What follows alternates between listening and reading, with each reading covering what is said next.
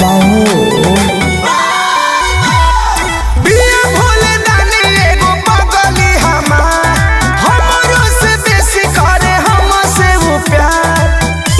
भूखे सोमवारी हरदम हमारे के मांगती रहे, देई दया सिसियाए बाबा सोनावा सलामती रहे, देई दया सिसियाए निकाल सोनावा सलामती रहे। बोल बाबा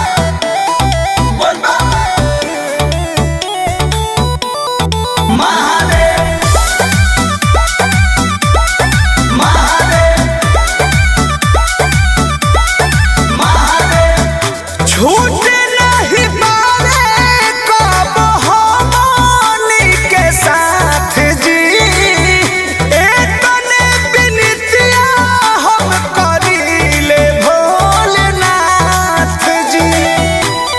ए बाबा बानी हो राई जड़ा बनौले रहब, ओकर चेहरा पर खुशी सजौले रहब, तोहरे दया से खुशी हमारे जमानत रहे, देई दया सिसियाए बाबा सोनावा सलामती रहे, देई दया सिसियाए निकाल सोनावा सलामती रहे।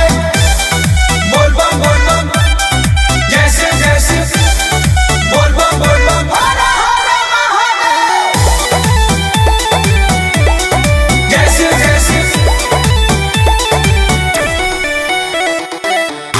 धीरे धीरे खत्म कर जिंदगी के रिस्क जी, सातों जन्म खातिर कर दीना फिक्स जी।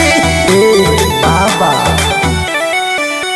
रोज रौरे सरनिया में आवती रहब, जल पहिले सोमारी चढ़ावती रहब, हाय बाबा अभिषेक परमोद महिमा बखानती रहे, देई दया सिसियाए बाबा हीरावा सलामती रहे, देई दया सिसियाए निकाल सोनावा सलामती रहे।